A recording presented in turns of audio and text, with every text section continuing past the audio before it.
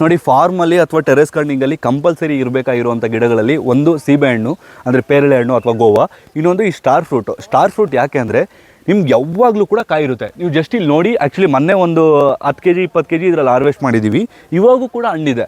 So ಇದು just ನಿಮ್ಗೊಂದು ಗಿಡ 300 ರೂಪಾಯಿ ಅಥವಾ 350 ರೂಪಾಯಿ 150 ರೂಪಾಯಿ ಡಿಪೆಂಡ್ ಆನ್ ನರ್ಸರಿ. ನಿಮ್ಮ ಹತ್ರದಲ್ಲಿರುವಂಥ ನರ್ಸರಿಗೆ ಹೋಗ್ಬಿಟ್ಟು ಸ್ಟಾರ್ ಫ್ರೂಟ್ ಸ್ವೀಟ್ ಅಂತ ಕೇಳಿ. ಫಸ್ಟ್ ಇದು ಹುಳಿ ಅನ್ನೋದು ಬರ್ತಿತ್ತು, ಈಗ ಸ್ವೀಟ್ ಅನ್ನೋದು ಬಂದಿದೆ.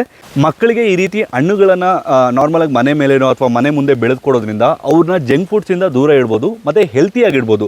ಇದರ ಹೆಲ್ತ್ ಬೆನಿಫಿಟ್ಸ್ ಅನ್ನೋದು ತುಂಬ ಇದೆ. ನೀವು ಜಸ್ಟ್ ಗೂಗಲಲ್ಲಿ ಸ್ಟಾರ್ ಫ್ರೂಟ್ ಹೆಲ್ತ್ ಬೆನಿಫಿಟ್ಸ್ ಅಂತ ಹಾಕಿ, ಮತ್ತು ಇದನ್ನು ತುಂಬ ಜನ ಇದ್ರ ಬಗ್ಗೆ ಗೊತ್ತಿರೋದಿಲ್ಲ. ಇದು ಎಲ್ಲ ಕಡೆ ಕೂಡ ಸ್ಟಾರ್ ಫ್ರೂಟ್ ಬೆಳೆಯುತ್ತೆ, ಮತ್ತು ಎಲ್ಲ ಚಿಕ್ಕ ಪಾಟಲ್ಲೂ ಕೂಡ ಇದು ಆರಾಮಾಗಿ ಬರುತ್ತೆ. ಒಂದು 14 ಇಂಚ್ 16 ಇಂಚ್ ಪಾಟಲ್ಲಿ ಹಾಕ್ಕೊಳ್ಳಿ, ಅಥವಾ ಮನೆ ಮುಂದೆ ಜಾಗ ಇತ್ತು ಅಂದರೆ ಇದು ಒಂದು ಗಿಡ ಹಾಕ್ಕೊಳ್ಳಿ, ನಿಮ್ಗೆ ಯಾವಾಗಲೂ ಕೂಡ ಕಾಯಿ ಇರುತ್ತೆ. ಮತ್ತು ನೋಡೋದಕ್ಕೂ ಕೂಡ ಯಾರಾದರೂ ಗೆಸ್ಟ್ ಮನೆಗೆ ಬಂದರೂ ಕೂಡ ತುಂಬ ಚೆನ್ನಾಗಿ ಅನಿಸುತ್ತೆ. ಇವಾಗ ನಿಮ್ಮ ಮನೆ ಮೇಲೆ ಈ ರೀತಿ ಎಲ್ಲ ಸ್ಟಾರ್ ಫ್ರೂಟ್ ಬೆಳೆದ್ರೆ ಅವ್ರು ನೋಡಿದವರು ಕೂಡ ವಾವ್ ಅಂದ್ಕೊಳ್ತಾರೆ. ಬೇರೆ ಗಿಡಗಳೆಲ್ಲ ಎಲ್ಲ ಸೀಸನ್ ಅಲ್ಲ, ಬಟ್ ಈ ಸ್ಟಾರ್ ಫ್ರೂಟ್ ಎಲ್ಲ ಸೀಸನಲ್ಲಿ ಕಾಯಿ ಇರುತ್ತೆ, ಯಾವಾಗಲೂ ಕೂಡ ಗಿಡದಲ್ಲಿ ಕಾಯಿ ಅನ್ನೋದಿರುತ್ತೆ.